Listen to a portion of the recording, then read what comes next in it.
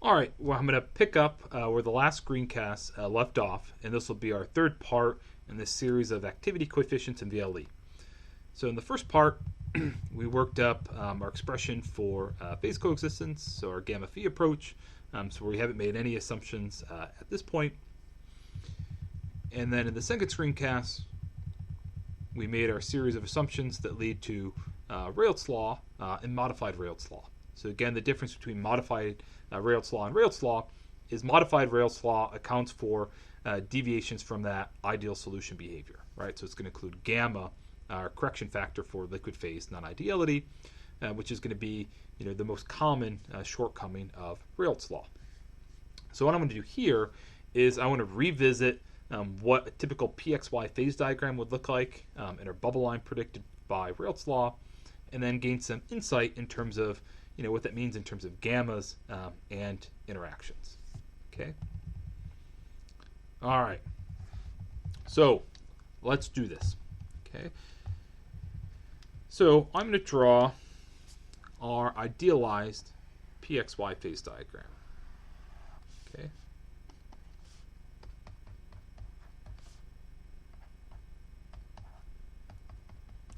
So looking at my pure component limits. Okay, so this would be at a given t. So this dotted line, this would correspond to pure component 1. So that'd be P1 sat. Okay, my bubble line is going to be a straight line. Okay, so my other pure component limit, this would be pure component 2. This gives me P2 sat. Okay, then the due line is going to be some curved line. Okay, but what's key is when I have an ideal solution. Okay. I've mentioned before, my bubble line is going to be straight. Okay, why is that? Okay, so now I'm dealing with a binary system. So if I have a binary system that's described by Raoult's law, so forget about Poynting correction, forget about vapor phase non-ideality, just looking at the liquid phase. Okay, so if I have a system that's described by Raoult's law, right, in which I can assume that liquid phase is ideal, then my criteria of phase coexistence becomes, so for a binary system, y1p is equal to x1 p1 sat,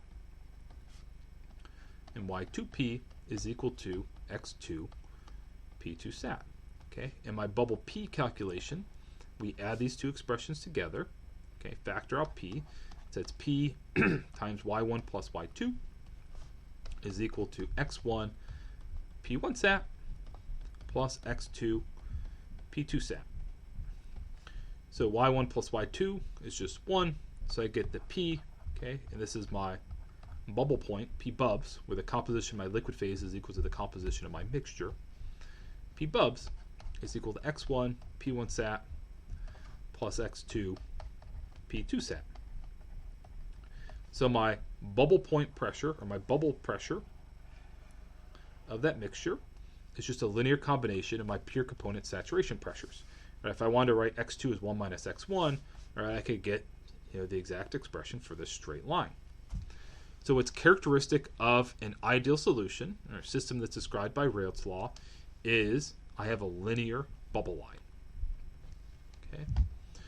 So now before we even get into gammas, okay, we're just going to look at deviations from Raoult's law and get an idea of what that actually means, right? And then we'll connect it to gammas.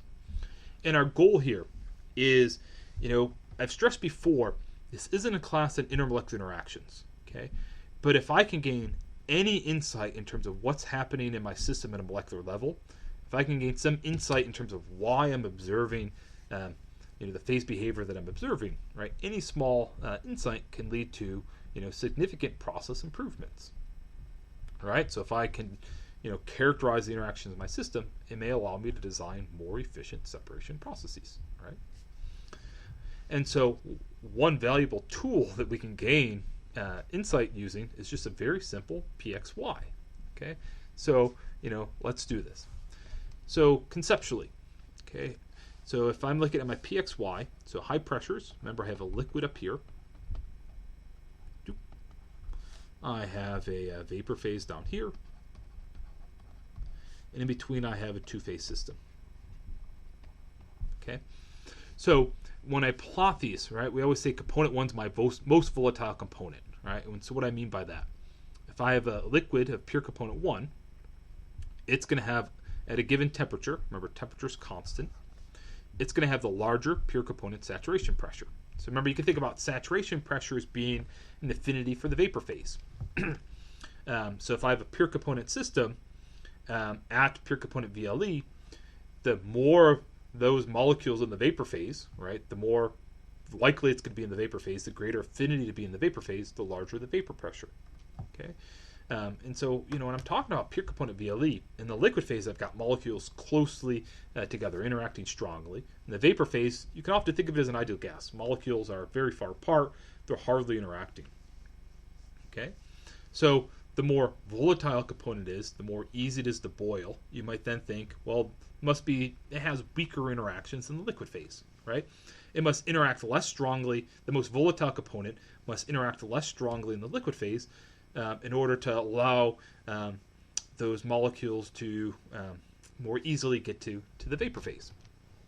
So, when I'm looking at a given T and I'm comparing my two components, well, the most volatile component's going to be the one that's most easy to boil, and so it's going to have the larger pure component vapor pressure. It's going to have the greater affinity for the vapor phase. It's the component I'm trying to collect in the vapor phase.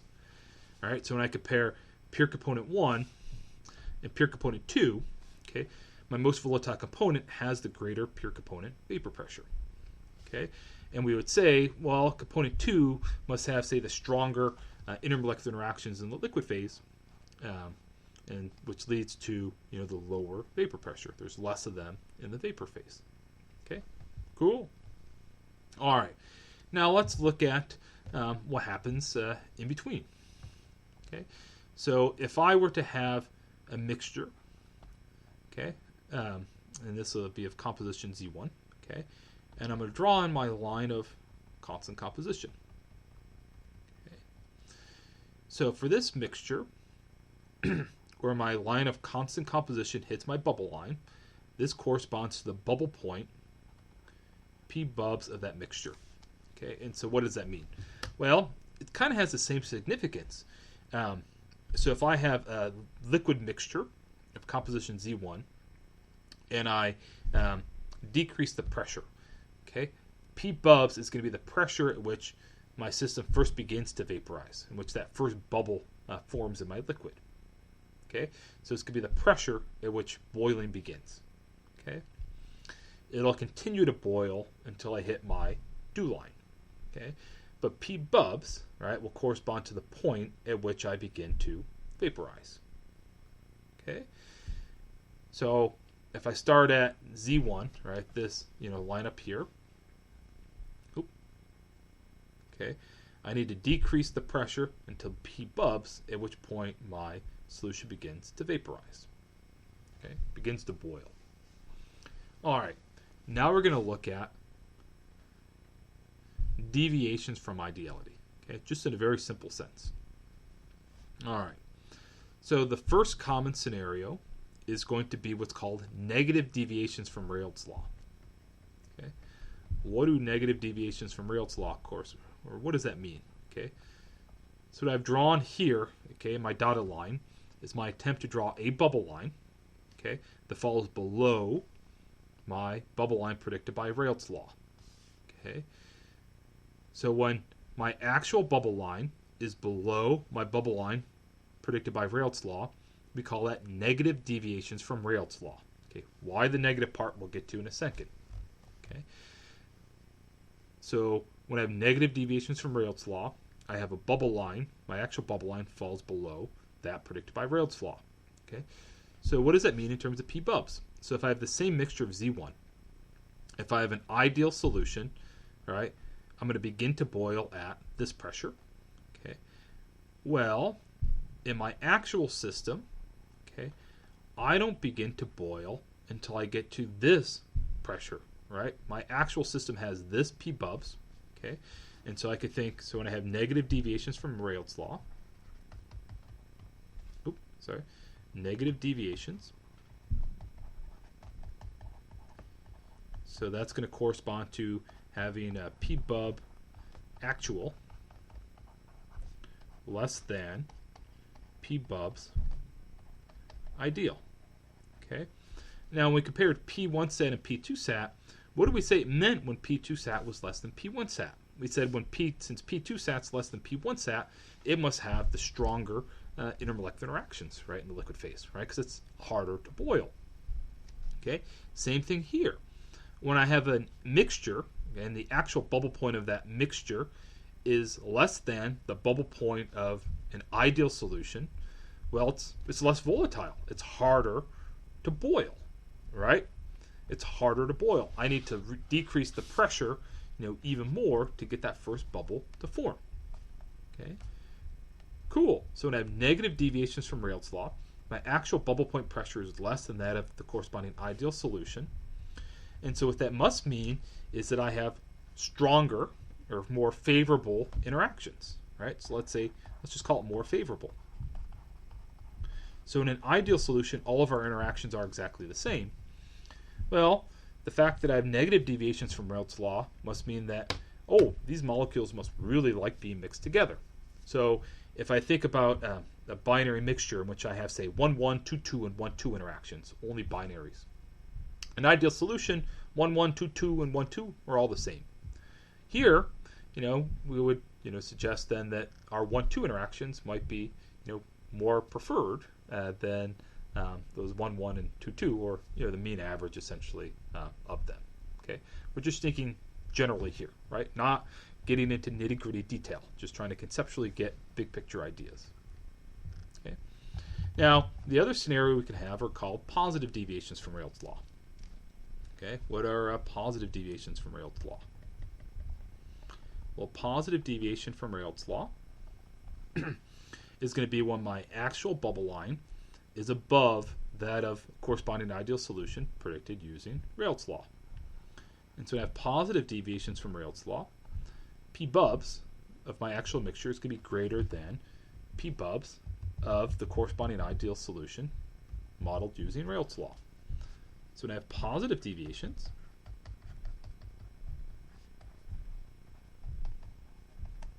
okay, what does this mean? So now I have my actual P bubs is going to be greater than P bubs of an ideal solution. Okay, so if negative deviations meant we had more favorable cross interactions, well, here this would suggest less favorable. Okay, cool. So just by looking at my bubble line, I can gain insight in terms of, the types of interactions that are present in my system. Okay, cool. Okay, so negative deviations from Raoult's law, my mixture is going to be less volatile than the corresponding ideal solution. Positive deviations, I have a mixture that's going to be more volatile than the corresponding ideal solution. Cool. All right, so where do these get these names? Negative deviations. Well, negative P bub actual is less than P bub's ideal, but we can also look at a bubble line as predicted by modified Raoult's law. Okay, so if I look at modified Raoult's law,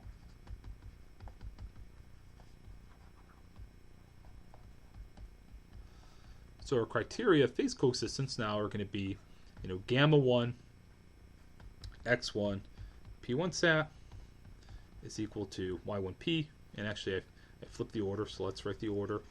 So our bubble p calculation looks the same. Okay, so just flipping the order, y1p is equal to gamma 1, x1, p1 sat, y2p is equal to gamma 2, x2, p2 sat. My bubble p calculation, where my liquid composition is the same as my liquid composition, or liquid composition is the same as the mixture. Add my two expressions together. Y1 plus Y2 is 1. All right, so we get P bubs now is gamma 1, X1, P1 sat plus gamma 2, X2, P2 sat. So we said when my actual bubble point pressure, okay, so here's my modified Raoult's law bubble point expression. Okay, so this is modified Raoult's law. Okay, Raoult's law. So I don't have to look back up. Remember, Raoult's law would just be P bubs is x1 p1 sat plus x2 p2 sat. Okay, so we said when we have negative deviations from Raoult's law, that corresponds to an actual bubble point or bubble point pressure of my mixture, which is less than that of the corresponding ideal solution. So when my actual P bubs is less than that of an ideal solution, we call that negative deviations from Raoult's law. That corresponds to favorable interactions. Well, what's going to cause my bubble point pressure to be less than that of an ideal solution? Well, the only difference in these equations is in my gammas, right? Gamma 1 and gamma 2, right? So the difference is gamma 1 and gamma 2. So if my actual bubble point pressure is less than that of my corresponding ideal solution, that corresponds to favorable interactions. So what do you expect gamma to be, or what would you think gamma would be when I have a system with favorable interactions? What types of gammas would correspond to favorable interactions? Well, they're going to be gammas less than 1, right? So when gamma I is less than 1, okay, that's going to correspond to favorable interactions. Okay, so now we're trying to make this full connection. So we said that when my actual bubble point pressure is less than that of my corresponding ideal solution or system predicted using Raoult's law, that meant I had favorable cross interactions. So what would gamma look like then when I have favorable cross interactions? Well, in order to make my actual bubble point pressure less than that of my ideal solution, it must be that one or most likely both of my gammas are less than 1, right? So gammas less than 1 correspond to favorable interactions. And if you want to make this negative deviations from Raoult's law, well, if I think in terms of log, that means log gamma i's less than 0 correspond to favorable cross interactions. Take the log of both sides. This tells me negative log gammas mean favorable interactions. Cool. Okay, so now if I think about, so this is favorable. Okay, so what about the unfavorable case? So unfavorable, we said, is when I had positive deviations from Raoult's law. So positive deviations from Raoult's law meant my actual bubble point pressure was greater than that of the corresponding ideal solution. So if my actual pressure is greater than that of my corresponding ideal solution, and that corresponds to unfavorable interactions, well then gamma i's greater than 1 must correspond to less favorable interactions or unfavorable interactions. Okay, cool. So this gives me this insight now that gamma i's greater than 1 are going to correspond to non-ideal solutions. Where does a positive come from? Well, that means log gamma I is greater than 0. Okay, cool. Okay, you want to keep bringing this full circle. Okay, favorable interactions, it means log gamma I is less than 0. Remember, log gamma I, okay, this is just going to be 1 over RT G bar I E. So that means my partial molar excess Gibbs free energy is less than 0. Okay, well, now if I think in terms of partial molar, the effective value due to component I in solution, so the effective excess Gibbs free energy of component I in that mixture is going to be less than corresponding ideal or pure component state, and so it's going to be favorable. This would be 1 over RT G bar I E greater than 0. All right, so it's all connected. Okay, so in terms of looking at